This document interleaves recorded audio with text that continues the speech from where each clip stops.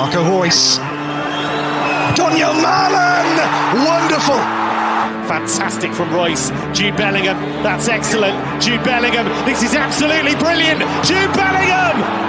Absolutely magnificent. Reyna, brilliant from the American. Just like that. Graceful. Sally Hurts for Anthony Modeste. Not a bad idea. And there it is, Moukoko for Borussia Dortmund. The long wait is over. Unbridled joy in the Revier Derby. Hey, welcome back to the BVB podcast. My name's Jake, hanging with Carver. As always, we had a snow day in St. Louis yesterday, even though it didn't snow that much. We still both got to work from home, which was nice. Now we're recording from home. But Carver, how are you doing? Enjoying your snow day? And what the point of the snow day story was, we had a midweek game yesterday, so we both got to watch it from the comfort of our homes while working instead of watching it from the office. Did you miss that, Jake? Did you miss having to sit and clench for 90 plus minutes at least twice or so a week with this team? I mean, my God, I thought I was really excited to finally see Dortmund play again after 78 or 79 days. And after just the Augsburg game, I was like, I think I need a break. I mean, it's still it's our Dortmund that we love. They haven't changed much. And although we look at these two games and think, wow, two wins on the trot, and wow, we got by, and we got 6 points out of these last two games, 6 points in a week. That feels nice. But really, it's like, man, we were really hoping, and of course we're going to dive into everything, but like we were hoping to come out of this World Cup break and have stuff figured out. And the fact, like, 2 wins makes me want to be optimistic, but the fact that it's like, man, we still have to figure everything out. It's a little scary. Yeah, it doesn't look like much of anything was addressed. I mean, really, I guess you could make an argument for our set pieces, at least in the attacking sense. We look a little bit more dangerous in that sense. We've had 2 goals scored in 2 games from set pieces. And before that, I think it was like almost 100 matches, if I'm not wrong, or something ridiculous where we scored in a set piece. So besides that, there hasn't really much you've seen that's changed from this club, which is really, really disappointing. I thought you were going to say there's nothing really else to discuss. There's not much else to discuss. Let's wrap it up. Let's get out of here. Dortmund's the same, and we'll see you guys next week. No, but we do have some news before we jump into the game. Of course, we're recapping Augsburg and Mainz. Give a quick preview of the Leverkusen game this coming weekend. It has been like right when I hit record, I was like, oh man, it's been a while since we've recapped the game. So I don't know if I remember how to do this. Because we've just been like doing some random previews and like mid-season reviews and stuff, but it's been a while since we actually recapped the game. So we'll get into that. But first, let's start with the Moukoko news. I think we recorded the night before he signed. We did, and you called it. It could be out by the episode, or the news could be out by the time our episode drops. So deal done. Got it over the line. Moukoko signed. He seems happy. We're happy. I'm glad. Like, it seemed like there was a lot of drama back and forth, but I think the statement after kind of solidified like he was planning to stay. I don't know where all the drama needed to come from, but I mean that's football for you. But deal done. Signed through 2026. How are you feeling about it? Well, it's only a 3-year deal, so that's it makes you question a little bit. Feels way further away than it actually is. Yeah, it's not that far away, and it just makes you kind of question the quote that he had. He had a few different statements after extending, and one of them was just saying, I followed my heart. I wanted to, play for the club that I love and everything. And so that one was, I don't know, a bit sussy. But other than that, I mean, of course, he did talk about how he wants to take the next step in his career, and he thinks that should be here where he got his, first professional minutes, of course, and spent almost his entire youth career as well. So at least we got it done and dusted, and don't have to worry about that for the next few years. With a combination of him and Haller, we could look forward and think we have the strikers figured out. Yeah, hopefully. And then the other news, kind of not breaking today, but it looks like it finally got over the line. The latest tweet I saw as of we're recording the evening of the 26th was, I'm going to guess it's another Julian, not Julian, but Julian Duranville. Have you seen the news on this? 16-year-old Belgian youth international who has been getting some caps with the first team with his club in Belgium. Forward winger, 16. It looks like this. Like he had his medical. It looks like he signed, and it should be this one also should be announced by the time this episode is out. Looks like that the announcement's going to be out there, but young prospects. It's kind of like the Dortmund move where we like to sign young guys and give them and help develop them. So it looks like this is the move. So an exciting winger forward option for the future. Yeah, but with this one, it's a little bit more exciting in the sense that he's going to be put directly into the first team. You know, people like Prince Anning that we signed as another youth winger. That, I mean, it's still pretty exciting from what little I saw in the preseason. He's going to be on the second team for a little while, but this new one the new signing is going to be right back into our first team, which is nice. So it looks like the club is going to really trying to address some of our wing/wing back problems. And I think the other person we're looking at is Ivan Fresneda from this. I don't know if it's the first division of Spain. Now that I'm thinking, I do not watch much of the Spanish league whatsoever. But are they good enough to play for this club at the kind of level we're demanding at? I don't know. I haven't really seen either of them play, to be honest with you. But at least we're looking to fill those holes a little bit, and maybe we could invest into some starters into the summer. Yeah, I just watched some like YouTube highlights of Duranville because I didn't know much about him, and I was like, let me just pull up some things so I could get a brief idea before we record, because kind of just wing it sometimes. But I mean, that's what happens when they just like go after these young guys I've never heard of. It's like, I don't know what to expect. Hopefully, cool. I don't know, but I mean, we'll talk about JBG, Bino Gittins later, and of course Jadon Sancho and Jude Bellingham. Like it can work. We can get some high quality talent. But there's a lot of just maybe and what if and who knows, and we'll have to wait and see. But the highlights I saw, I think if I pulled up the right stats, I think he's only played 6 games for the first team so far this year, and I think with 1 goal. And the highlights I was watching, I could not tell if he was playing against youth kids or first team. I don't know. He looked very pacey, a lot of skill on the ball. Yeah, very technically gifted. He's only like 5'7", but he looked pretty physical. Winning the ball back and just being able to go like play it through guys and run past players. But again, I don't know if he's playing against teenagers. That makes sense. I couldn't tell in the YouTube clips I was watching. A little grainy, but hopefully an exciting prospect and maybe some depth if we need him in the second half of the season, which we're officially at now. I think during the World Cup break, I said a lot like, halfway point to the season. We weren't quite there yet. Now we've hit it. Officially hitting that halfway point of the season. But let's jump right into, if you're ready, start recapping Augsburg, the exciting 4-3 thriller in Dortmund. Yeah, it was. I said it was an absolute thriller, and just back and forth the entire game. I could not believe we both called it 3-0, if I'm not wrong. I just thought we were going to be too overwhelming for Augsburg, but it wasn't even really the sense that Augsburg was dangerous, but we just kept letting them get back into the game. But anyway, I'm getting ahead of myself. I was really excited to see a bench with actual depth for the first time. And I don't even want to say this season, but like going back far back in the last season as well. I mean, we had 3 healthy number 9s in our squad, Moukoko, Seb, and of course, Modeste. I can't remember the last time when we've had 3 options for a game like this for a number 9 spot. And you have options that play a little wider if you'd like. You have Bino Gittins, of course. So I was feeling fairly confident with just the quality that we had at our disposal. And then reality comes crashing down, of course, after giving them a first goal. Yeah, I was just going to touch on like the lineup in the bench. It, like you said, it shouldn't be this exciting, but it was so exciting seeing that bench. Like I was more excited seeing that bench than the starting lineup because everyone on the bench, like we'd seen start throughout the season. Like any of those guys you could have seen in the starting lineup, whether you liked it or not. Like I'd say Hazard, like I typically wouldn't take him in the starting position, but we've seen him there time and time again. And it was just like none of these random youth guys who I know nothing about on the bench, which we've had to rely on so many times lately. So that was exciting to see a healthy bench. I didn't know Modeste was going to be ready to go because he just had his surgery. So I didn't know he was going to be healthy enough to be on the bench. But yeah, I'll run through the lineup before we dive in more.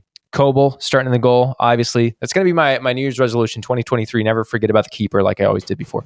So Kobel, then we had Guerrero left back, Schlotterbeck and Hummels got the start in the center back.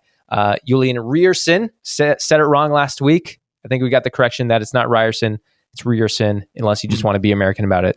But Ryerson at right back jumped straight in. I'm excited to talk about him because I liked his game. Bellingham and Ocean, the double pivot, and then Adeyemi, Brandt, and Malen in that attacking front, and then Makoko right up top. Starting lineup, and then the bench read. I just got to read it because it's nice. It's nice to read. Haller, Reyna, Jamie Bino Gittins, Sule, Meyer, backup goalkeeper, Dahoud, Hazard, Wolf, and Modeste. Looking pretty good. And then the game was chaos. Yeah, it was anything but calm and collected, really. I liked Ryerson as well. I mean, of course, we've been playing with the three center backs in Schlotterbeck, Hummels, and then you have Sule poking out a little bit more as a right back, of course. And then when we want to dip into a back three at times, he could do that and push a little bit further up as well. And we've seen Sulinho go and score a few goals even too. So it's a versatility with Sule, of course, but you also just want to have an actual wing back. And like I said last week about Ryerson, I mean, this is kind of like a Piszczek like signing, and he takes Piszczek's number and he's going to just put in a shift. I mean, I think he ran the most out of anyone on the field. Do you have that stat off the top of your head? I forget what it was by chance. Ooh, I don't have the stat, but I mean, my notes were about him like very early on in the game. He was extremely lively. When he got the ball, he was trying to push it forward, whether it was passing or carrying the ball himself. He was like just constantly looking up, and he was really excited. He got up way more than I thought or was expecting, and then like putting crosses in and everything. Like it was just, I was very surprised, and I think my thought was maybe a lot of this is just kind of adrenaline, and he's excited and ready to go. But I felt like he did that against Mainz too. Like he's a really exciting signing. Now I'm going to say it officially 2 games in. I'm going to put I said that before, but now I've seen 2 games of him and I'm excited. It might dip a little bit, but as far as right now, and I know Meunier is still a bit off, but I think that's going to be his position to lose when Meunier is back. So really excited from what I saw from him. Yeah, and I mean, he got up, of course, but he was also going to hustle back, unlike Guerrero, and track back, have a little bit more sensibility about him, and he's not going to lose his head, and he's not going to be completely lost whenever we lose possession and know where to go, who to cover. So that was a little bit refreshing in that sense. I mean, it's unfortunate that he kind of had an own goal, but we'll get to that first. But first, I want to talk about Jude's goal, the opening goal of this game. So it was at the top of the box. Went back and forth between Adeyemi and Malen, and then he picked out Bellingham at the top of the box. And just, God, Bellingham continues to be, I know he said he wanted to be a little bit more of a box-to-box midfielder this season, but to be this gifted in everywhere in the field, every area, really, there's no weakness to his game. And to pull off almost like a center forward kind of goal of waiting for them to make a move, and then you poke out with your right and hit it with such tenacity to go past the keeper. It was really impressive, and he continues to be very impressive. Yeah, even so, building up to that goal, I know that was his goal, but there was some nice build-up play like before it, or like this nice one-touch passing. I feel like we saw a lot throughout this game that was exciting because like I feel like we don't always get that, or we don't always. Recently, we haven't had that kind of quality. So not that play specifically, but I do want to point out we were seeing that one touch Dortmund passing. I even saw it like a few times with Ryerson to get right into that kind of play and that style. He seemed to. Back to Ryerson real quick too. I liked his positioning on that right side seemed to work well with Adeyemi, and then later Reyna and whoever was kind of floating around. Like he just seemed to be in the right spot where it wasn't too congested. He gave that extra option to push it out wide. To create a little more space. He just fit so well, I thought, which led and gave us the option for the quick one-touch passing and just being able to work the ball around. And then, the Bellingham goal, just nuts. Like there was some good passing, like in that really tight spaces in the box, and then to kick it back to him at the top of the 18, and then his movement around the dudes. There shouldn't be an assist on that goal because he still did so much, but it was so just ridiculous. It really was. And again, you get so excited and you think this is the start of opening the floodgates for Augsburg. Now we're going to continue to overwhelm them and suffocate them with the press and just keep banging in goals. And it's just going to be a party for the remaining 60 or 70 minutes. But just, again, reality comes crashing down of being a Dortmund fan and just gifting them a goal. And I wanted to break down a little bit, I guess, a little bit more of the defensive lapses of just everyone, I guess, in the back line, because, of course, Ozchen's been getting a lot of blame for this game, specifically about the first 2 goals.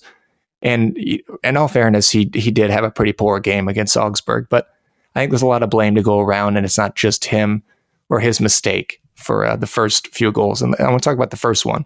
So Schlotterbeck didn't look like he wanted to get the ball whenever Kobel was trying to distribute. I mean, Kobel could not distribute pretty much this entire game. And you have Augsburg man-to-man marking us. And any club in the league, if there's anything that's the league has figured out about Dortmund, is if you man mark them trying to build up from the back, you pretty much got them and you defeat our entire system. So really no one to pass to. Get it out to Schlotterbeck, tries to give it back, and then loses position, unfortunately. And then now with the Dortmund lineup you have Brandt coming back to almost play that number 6, which he's obviously he's not a number 6, and really Ozchen isn't either. He played more of like a 4-2-3-1 with another number 6 next to him at Köln. So you have Ozchen to just have all this space to cover in the middle, all by himself, which is incredibly complex and difficult to do on its own. But on top of that, again, he is not really that experienced in that kind of role to play by himself at the very least. So, but with all the space behind Ozchen, of course, Meyer from Augsburg is going to make that diagonal run into the middle. Guerrero is left out in the middle or the left side of the field and is not going to pick anyone up, which leaves all that space. Ozchen tries to jump in and tackle, doesn't do a good job at all. He just dives in without trying to contain or have any sort of IQ about it whatsoever. And then it's just kind of an easy plug-in goal. And I think it's our 7th goal conceded this season alone from trying to build up from the back, which is just really alarming. I mean, this team just continues to really struggle at some very basic fundamentals about the game. And I think that unfortunately comes down to coaching. Yeah. I mean, the good news is we did score shortly after that, but yeah, from Schlotterbeck, no less. Yeah. I mean, seeing that goal though, that was kind of the crushing hope of, or that it just like crushed all the hope that was built in the World Cup break. We're like, oh, hopefully we figured things out, and Terzic just had this time to put the pieces where they need to be and work on and plan and make all the tactics and like work on all the mistakes that we made from the first part of the season. And then that was just like, nope, we're exactly the same. Like we're exactly where we've been this whole part of the season, which was just like so frustrating. It was so disheartening. And at that point, you're like, how the heck is the rest of this game going to go? And unfortunately, until towards the end, we weren't quite sure. Like it was just a mystery watching the game the whole time. Yeah, it's really disappointing that Terzic didn't really address any of these problems, and especially again how easy it can be for a team to just completely destroy our system and build up. I recently watched Napoli the other day for the first time this season, or at least a full game, and it was against Juve, and I was just blown away with their build-up play. So Spalletti, Napoli's manager, he lines up with the back 4, but he pushes one of the wing backs a little higher up, similar to what Dortmund wanted to do or could do with Guerrero if they want. And then you have a number 6 slide into that kind of half space towards the left side of the field, and it leaves the opposition in 2 minds to create these neat little triangles. And Napoli just played around Juve all game. And just at different times where Juventus just couldn't touch the ball. And Napoli could just easily progress up the field, going back a goal, and then just kind of repeat. And I wish Terzic could just take a look at those kind of other philosophies around Europe or around the world, really, to get a sense of how to progress the ball at the field. Because right now, without Jude, we're clueless. Yeah, I think there were even some comments, unless I'm getting like my games mixed up, but I feel like Terzic made comments after the game saying like we're gonna, or maybe it was later in the couple days after that in a press release. I just vaguely remember seeing comments of him saying, all right, we saw these mistakes from this game, and then we had a big discussion about him, and we're gonna work on him, and blah blah. It's like, well, how many times did you say that the first half of the season? And that's why we're all hopeful that maybe you're gonna have these discussions when you had this giant break rethink all your tactics and your strategy.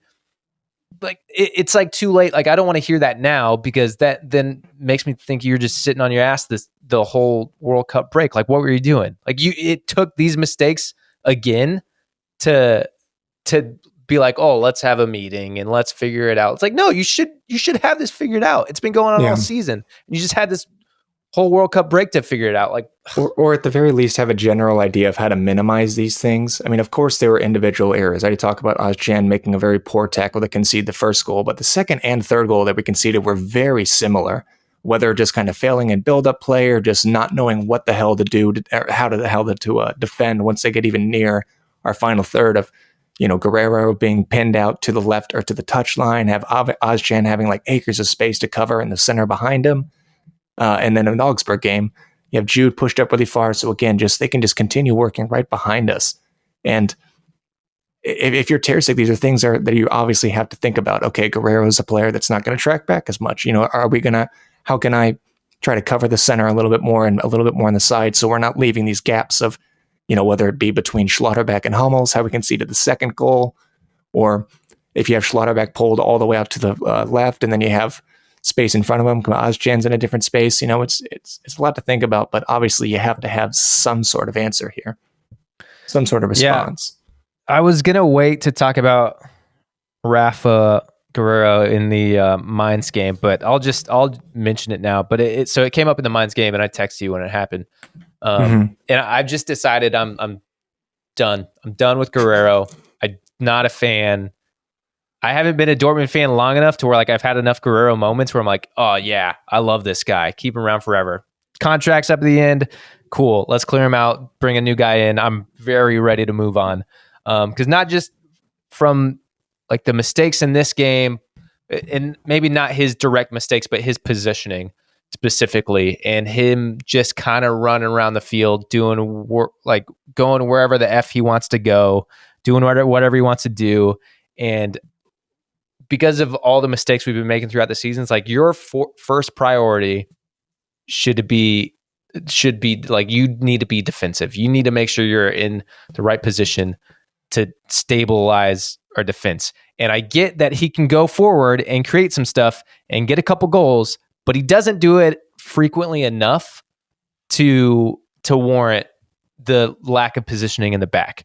And I've come to the conclusion now, and this is where I'm sitting. And I even think when he goes forward, he and maybe it's directive. Maybe Terzic is telling him to go inside more, but I just feel like it gets so cluttered in like, I feel like they get in each other's ways when he goes forward and just like shoots to the middle. And then in the Mainz game specifically, what really like got me here to just figure out that I need Guerrero out of here, and I'm not going to be happy seeing him unless he turns it around. But like he followed, we're defending, or Mainz had the ball. Sorry, I'm fast forwarding to Mainz, but Mainz had the ball, and it wasn't a breakaway. And I'm sorry I'm ranting. I'll try to wrap this up. It wasn't even a breakaway. They were like slowly moving the ball up the pitch. They were like at the halfway, like just crossed the halfway line. And Guerrero just like follows the ball all the way from the left side to the right side. Like there's a point where he's probably 10 feet from Ryerson. Like what? Like we have we have midfielders. We have our center backs, got the attacking midfielders who all could have just stepped in and taking the ball. Like, why do you think you're coming all the way from the left side to the right side? It doesn't make sense at all. The only thing I could think of, and this is being generous, is just trying to overload the side with the ball and trying to win back position quickly. But that's being generous. And again, I think when you texted me that, I was looking down because I was working from home and I didn't see that part. But I wanted to go back and just touch on before he moved on away from Guerrero. And I mean, of course, he's going to have his missteps in his defense. But like, again, we knew this when we bought him several years ago now. And we really haven't. You had Schultz to try to address the problem, but you had no one else to really be a full wing back besides Guerrero. And you just kind of put him in that position, even though he's clearly a midfielder. And with Schultz, it was kind of the same way. And on top of that, too, I think we finally learned our lesson to maybe stay away from Hoffenheim's fullbacks because they look way better than they really are. And you have the case of Schultz.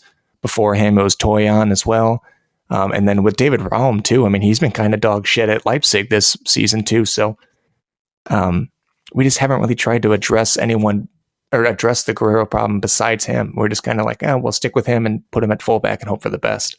And that's an issue too. Part of my frantic notes that I took when being mad about Guerrero, when I was like ranting on my notes, part of it was like, people always try to defend him and say, well, he's a midfielder. It's like, well, then we shouldn't, then let him play. Then we should sign another left back. And I know Schultz was what they were hoping for, but how long has this been an issue? We signed Schultz in 2019. So, I mean, it's been a minute, we've had time to really adjust since then, and we still haven't put any sort of investment into that position. But anyway, it goes beyond Guerrero. Again, it's Ozcan's made mistakes. Schlotterbeck gave away the ball. Hummels was really mentally checked out this game. He went from hero to zero, and since the break, he kind of looked like prime 2019 Hummels when he came back in his first year at times. So that was pretty disheartening. Just creating our own problems this whole game, and it made it way more difficult than we need to be.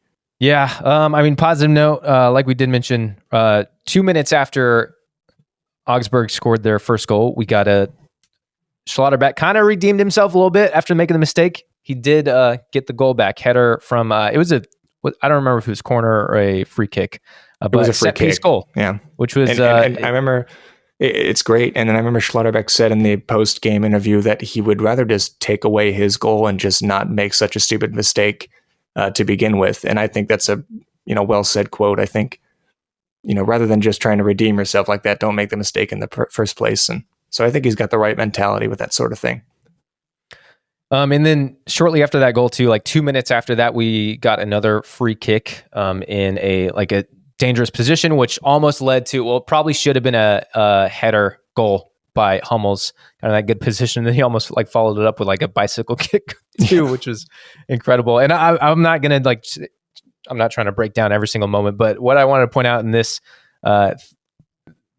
winning that free kick right there, we were getting into dangerous positions, which was nice to see. And like I said, we did have a lot of this good one-touch passing. And then that free kick specifically was won by Bellingham. And I wanted to point to, a lot of people are probably going to be mad if I make this comparison, but I promise I'm not being too crazy about it. But Jude in this game, and I think what he can do on the ball, reminds me a lot of Christian Pulisic.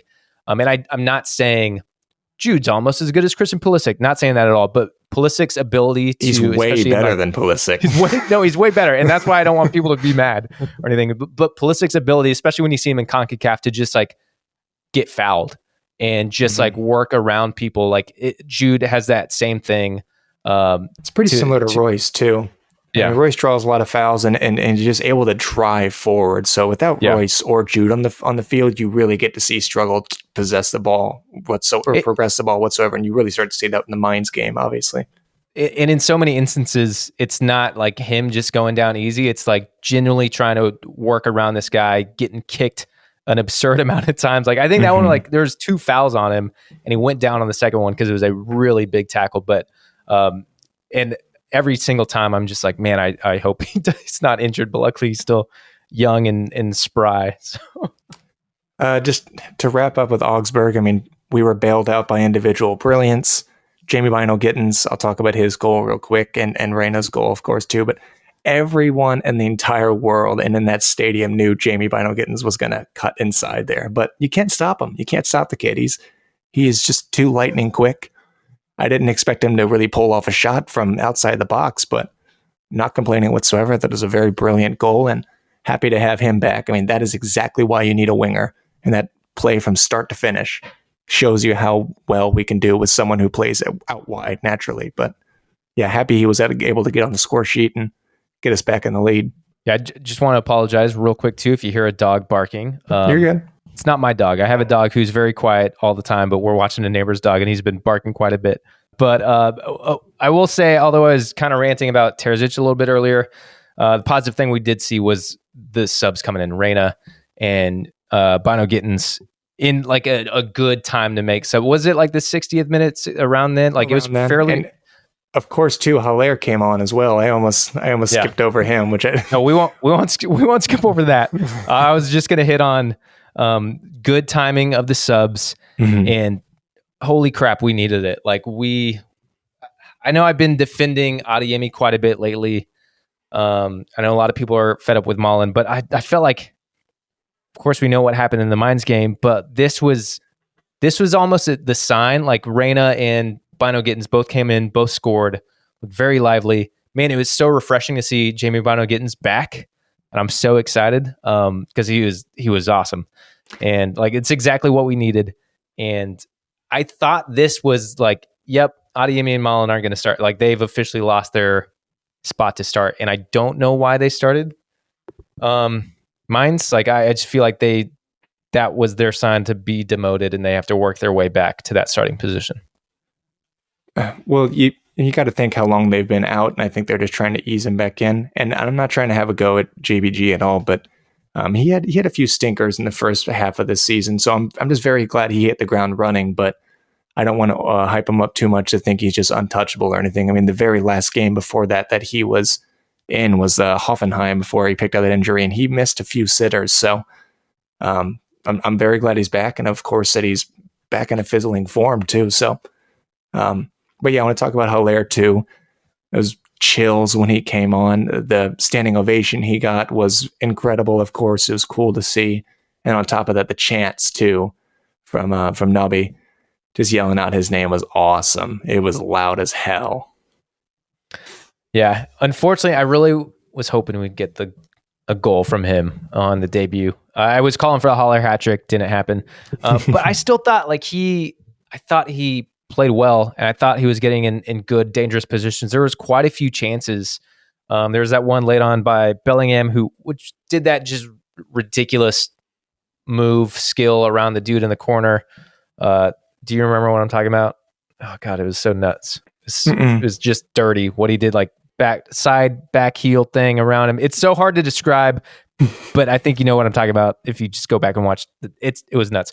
But there was a couple really good chances where Haller was just in the right position where if the ball would have been crossed to him, it would have been a goal. His hold-up play was fantastic as well. I mean, he was night and day from Moukoko. I think Moukoko just now has a salary to live up to and a contract and everything else up to live to. So I think he's just, kind of overwhelmed at the moment. And Haller comes on and just like he's never missed anything. I mean, he looked gassed at the end of the game, but with the circumstances, then of course also on the field too, it was an exhausting 30 minutes. So I can understand looking, gassed, but I mean, Haller was a great substitution that game. It was very much needed. Yeah, we're not going to see him start anytime soon. He's still got to work into it quite a bit, but it's very exciting having him as an option. And he looked great. Like his position was great. Like you said, hold up play, just awesome. And it's only a matter of time till he gets that goal. He did get the assist for Mainz, but do we want to jump into that? We kind of covered it. No, we didn't cover it all. Obviously, there's more to talk about in the Mainz game. We just kept teasing it and going back and forth. Keep going back and forth. There's anything else on the Augsburg game? Obviously, it ended 4-3. I guess we should probably talk about Gio Reyna. Oh yeah, we're back and winning it. We didn't. We're all over the place. There's been a lot to talk about. I said we're rusty. Okay. Yeah. My timeline is not. It was a brilliant goal from Reyna. His celebrations were funny too. I mean, of course, he's plugging his ears and he's also doing the talking with his hands. I mean, is that at Greg? Is that at his parents? Or is that at the media and just maybe some other coaching staff these past few weeks? I mean, who knows? And we'll probably never know. But nevertheless, he gets a winner here and gets another winner at Mainz. So of another player that I'm very happy to have back. And also in physically in form as well. Yeah, and well, he's one I thought maybe he'd be more ready to start. Maybe we'll see him start against Leverkusen. I don't know. And even Terzic, I think before this match, so it was nice watching this game on ESPN. You don't always get a lot of pregame, postgame, but this was kind of the big game. And with all the Gio news, I'm sure they wanted to hype up Dortmund a lot more. So we got a lot of pregame, and there was a interview with Terzic beforehand, and he talked about it was a very quick mention. Well, they asked him about all the drama, and he's like, well, I'm not really going to speak to that. But he was like, we've never had any issues with Gio, attitude issues. So he put that out there. And then he also said he's still a player we're being careful with and working into it. I'm like, man, which of course his health is top priority. And if they're doing what they feel is right, then great. And I can't argue with any of it. I just want to see more of him, and I want to see him starting and give us. I just want to see him in a full game. That's what I want. But we might see that against Leverkusen, excuse me. But his shot was an absolute peach. It was a good switch of play from Schlotterbeck. A great first touch to set him up for a shot, and it's almost kind of never in doubt with those kind of shots. I mean, that is literally like a Gio Reyna shot. He had a pretty similar one on the other side of the field, maybe like a year and a half ago. I forget which game it was. It might have been the Pokal, but it was a similar one where he had a first touch to kind of bring it down and hit the half volley over the keeper going across him. And Reyna can just bury those. So, yeah, again, I'm bailed out by individual brilliance, but 3 points going to Mainz without Bellingham this time. So as I mentioned before, without Royce and now without Jude, you're looking at who is going to be able to progress the ball here. Going with a slightly different system. Now you have Chan coming in with all his Chan as those double pivots, but you have Chan dropping in between the two center halves to bring a little bit more stability, make that back three if we want. And of course, just offer a little bit more coverage in the center. Did you have any other thoughts about the lineup or just how you were feeling about this one? Not necessarily. We'll just run through. Was Chan the only change? Yep. Really? Yeah. Yep. I mean, I was surprised to see Malen in Adeyemi. That's what like stuck out. I just, I thought that the previous game was kind of a sign that they're gonna like lose their spot. So I was a little surprised to see them back in there. We did see Sule came in for Hummels also, and I think I spoke to this a lot, maybe in our mid-season review. Like it's nice that we have those options. Of course, like people can hate on Schlotterbeck, but because all the mistakes he had been making and he made in the Augsburg game, and of course with Germany in the World Cup, but to have those three healthy center backs and that kind of option and the ability to have that rotation is great. So anytime I see any of those players swap out, like I've been very happy seeing Hummels and Sule. I've been happy seeing Hummels and Schlotterbeck, and vice versa. I think you almost lose a little bit when Hummels isn't in there. Like I'd prefer to see Hummels in there with insert one of the other ones. But it's nice having that option and to give Hummels some rest. So that was the other change too. Yeah. And then unfortunately we concede seconds into the game from a set piece, no less, of course. I hadn't even like sat down yet. Like I like poured up some coffee and like I was still getting my coffee ready, and then that goal went in and I was like, this is going to be fun. This is a great day. Perfect. What a great day. I was so excited because we had our snow day, chilling at home, like sweet. I can like take a break from work and watch this. And then I was sad. And then you have for a little bit. I was only sad for a little bit. Ryerson unfortunately didn't really mark that well in that corner, but just kind of like Schlotterbeck redeems himself not even 2 minutes later, if I'm not wrong, and gets a pretty big deflection at the top of the box, but gets us right back in it, and it's 1-1. So it was a good response from the team after conceding early on. You know, this team has been questioned for its mentality over the past few years of when we concede, sometimes we drop our heads, and even though it might be down one, or even if we're tied, we'll just kind of act like we're losing or the game's over. So it was nice to see we're a little bit more headstrong in that sense and a little bit more confident in ourselves to come back. But after we scored, the game just slowed down and it was very dull. I mean, I don't think I have much to say for like the next almost 40 minutes, really. Yeah, I don't either. I didn't really take notes. It's just kind of like we weren't doing much. And again, that just gave me even more of a reason to be like, why is Adeyemi and Malen in here? Yeah, there were times with like for the first 4 or so 5 minutes, that's not true, like maybe like 10 minutes after our goal. I mean, we created a handful of chances from either Adeyemi or Malen with both of them cutting inside, which if you're going to play them in those positions out wide, I think it might be better for them to kind of make those diagonal runs or runs where they do cut inside, because that's obviously where their favored position is. So I just wish they could have done something with it. I mean, Adeyemi missed a pretty solid chance. Malen had some opportunities well. Yeah, I was going to say, but he just consistently shoots right at the keeper. I think like the only spot he could see in a net is like right at the keeper's waist every single time. Yeah, that's exactly what I was going to say. It's like he can get in the positions where he can rip a shot, and then it's just every single time. It doesn't challenge the keeper at all. Like, man, you got so much more goal to shoot at. Shoot at that. That. Yeah, he's frustrating as hell. It's not a game of catch. So it's very dull football from Dortmund, and really just the game in general. Mainz playing 5 at the back at times, trying to catch us in position by staying compact and then catching us on the break. And, we kept them relatively quiet, at least. I mean, I think if the positives out of the first hour, I'm putting some low standards here, but we dominated possession and we still made some chances here and there. We controlled the tempo, of course. Didn't really do too much with it, unfortunately. But Mainz are also a really tough team to break down, too. So I think we knew going into this that it was going to be tough to create options in general. But when you put Malen and Adeyemi as 2 of your front 3, it's just kind of like asking for a goal from a deflection, and that's it. Yeah, it was kind of, and you texted me after the game too, which I would have texted more. Sometimes we typically don't watch the game like one of us usually can't watch live, or both of us can't watch live. But this one we were, and then like I think halftime or right after halftime, I had to go do something, so I like paused the game for a while. So I just quit texting you and I put my phone away because I don't want you to text and spoil anything because I was a couple minutes behind.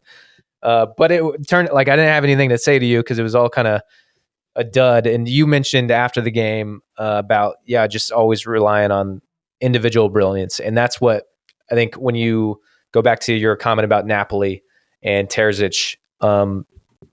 It's like what is going on? Like, is there how much how much of it tactical coaching is going on? That's like, all we got going on at the moment.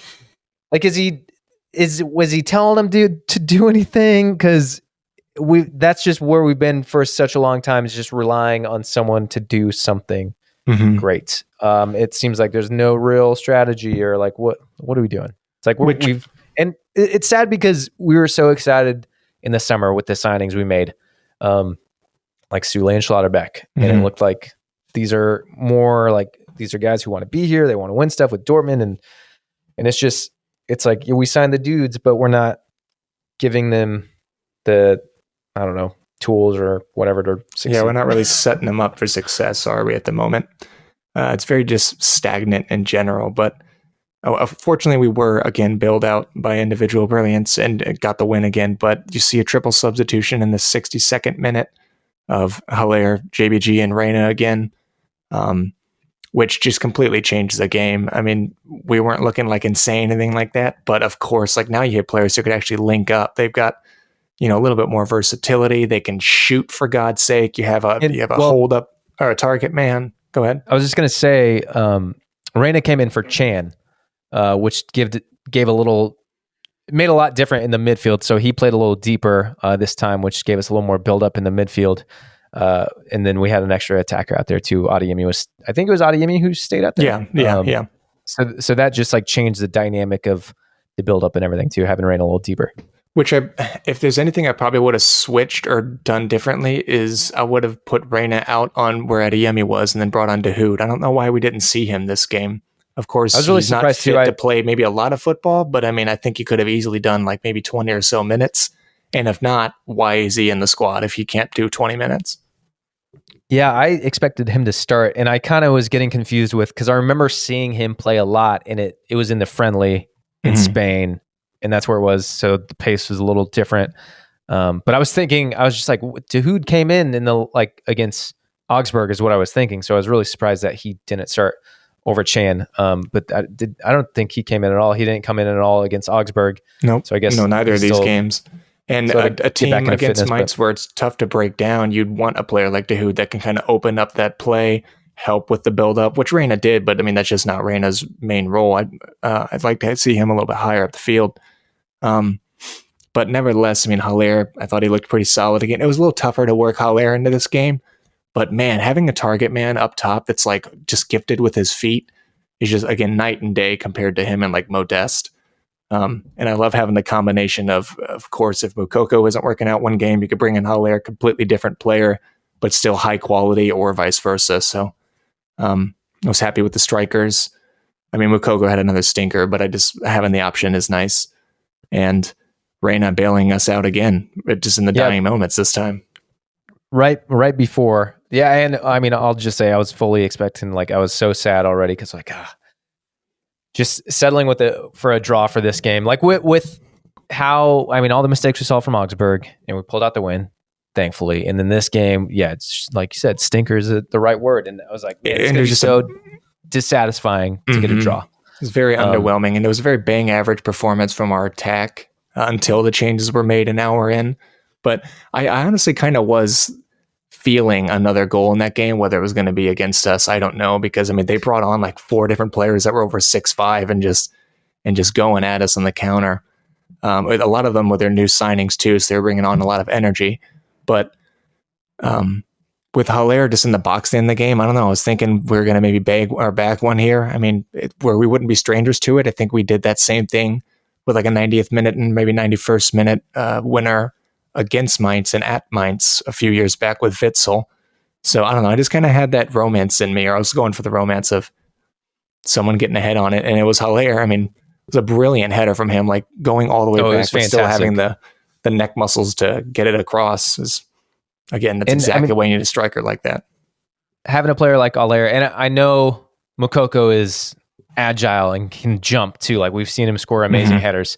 But having it like a player like Haller, I guess compared to Modeste, is just like his quickness and ability to, like, he was like deep in the 6 and he like got way out to get to that ball and then still get in a good enough position to get around it and whip it back in there, like to put it on the far post. Like it was incredible. Like that, it is such a good assist and so good on him to get to that ball, get over everybody. Like it just seems so difficult to do to get there. Because he had to work a lot to get there, and then to put in that header, and Reyna was thankfully there to put it away, which is fantastic.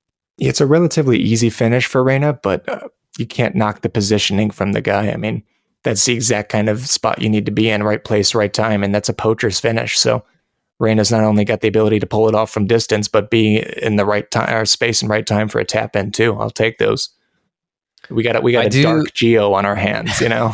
he's coming back with a vengeance. I mean, it's so good to see. I know a lot of people, like I said before, like I hope none of this like tarnishes Gio's reputation, and sadly I think it has for some like USMNT fans and even some Dortmund fans who've let this like carry over onto him, and it's so sad because I mean we heard it from Terzic, who's known him for a long time, saying we've never had these issues with Gio. So I really hope people can like put aside, like separate him from like what's happening with Greg and his parents, and even from what happened in camp. Like and so for the people who are like staying on his side, it's so good to come out after this break and after all this drama and like put on these performances and get these goals. Like you couldn't ask for anything better. That's what I was going to say. Is you know, no one looked good in that situation. No one. Everyone came out of that looking worse. And as a player, the best thing you could do is just keep your head down and actually go out and try to do something for your team. That's exactly what Gio's doing. So, I mean, it's not like he's coming out and being a waste of space, you know? Yeah, and I think it's more likely that he would have come out and not produced and let it get to him. Like not just him specifically, but any player in this kind of situation, like you'd fully expect them to just not be able to perform and like just get frustrated. And so the fact that he's banging in these game winners, it's so good to see. Yeah. I do want to point out real quick though, because I saw this on Twitter, catching up on my Dortmund Twitter today, but shout out to our homie, Adam Dorofsky. If you want to know anything about the Dortmund women's team, make sure you follow Adam, which is linked in the description of this episode. But did you see his tweet? I did not. I think it was late. It might've been late last night, but he said he watched the game late. He watched it on replay. But he like opened Facebook and saw it was the Dortmund score predictor in their story, where the score is like scrolling through and you're supposed to screen cap it to like get the score. Yeah. And he just saw like it said Dortmund 5-1. And he was like, shoot, but he didn't realize it was a score predictor. So he thought they won 5-1. So he's watching this whole game and like it gets to like the 95th minute. Are we going to score these goals anytime soon? It's the 85th minute. When are we going to bang in 4 goals with like 2 minutes left? That's funny.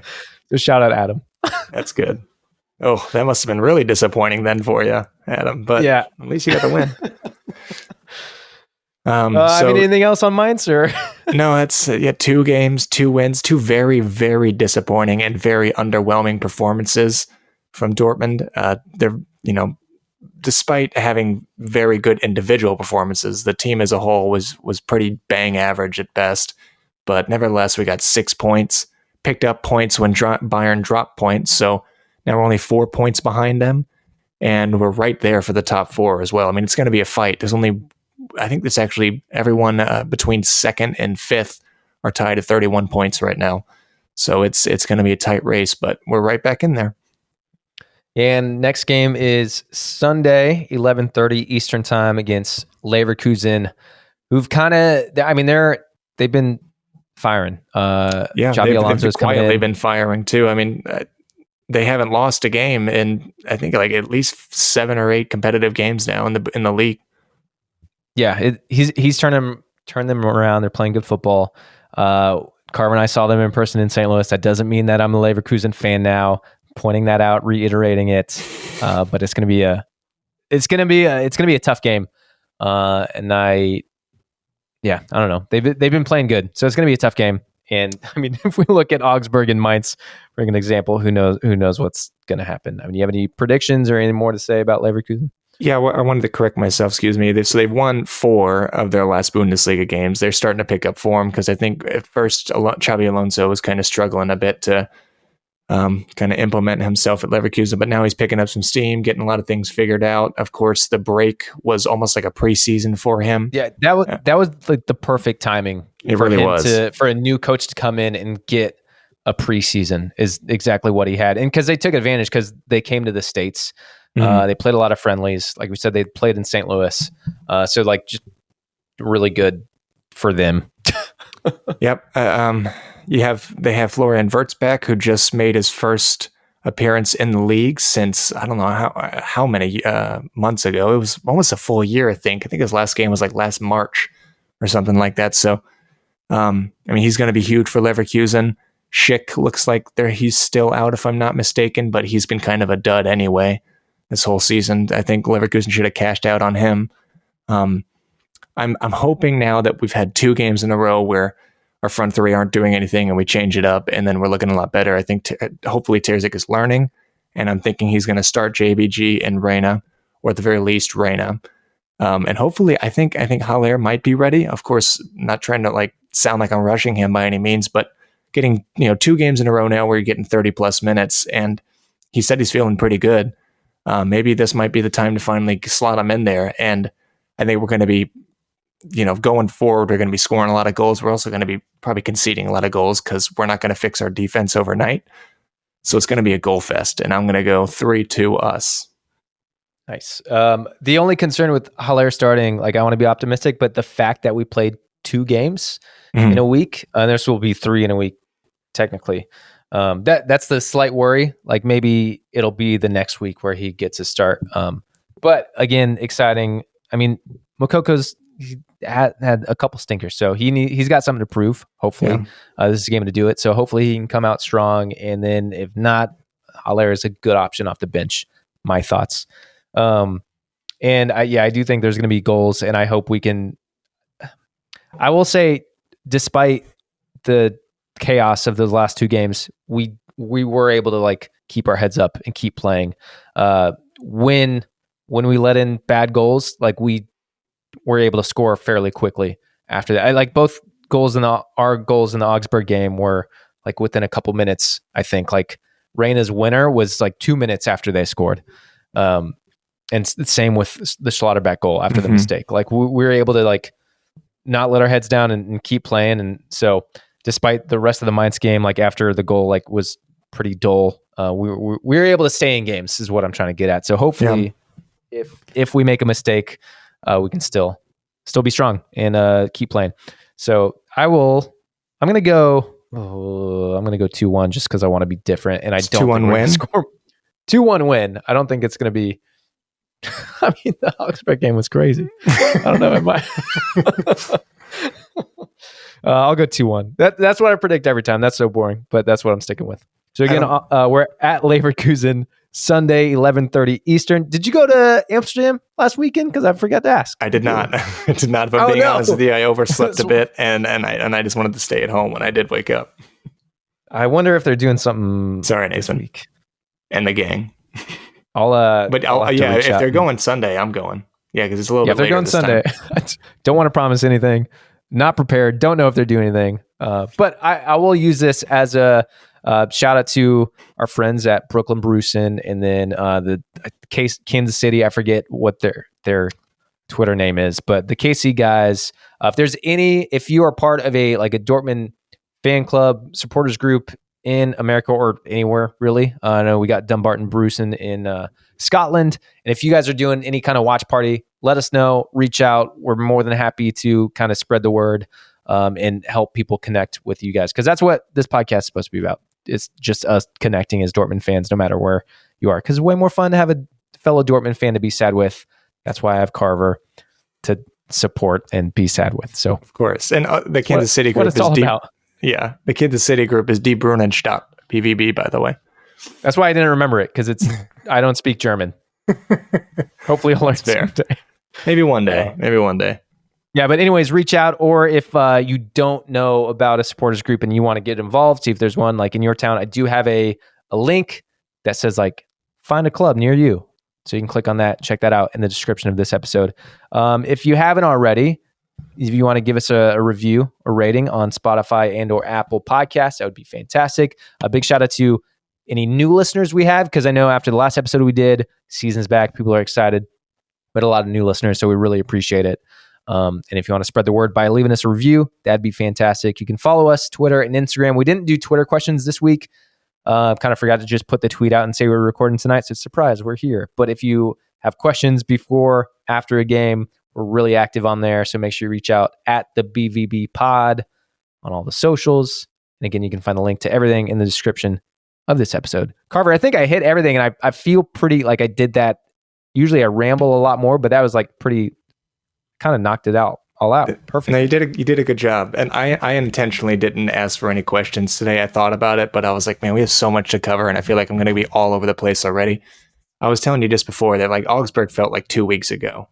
And it was less than a week, but with just Mainz and everything, and now looking ahead for Leverkusen, it's like, Jesus Christ, the fixtures are coming thick and fast.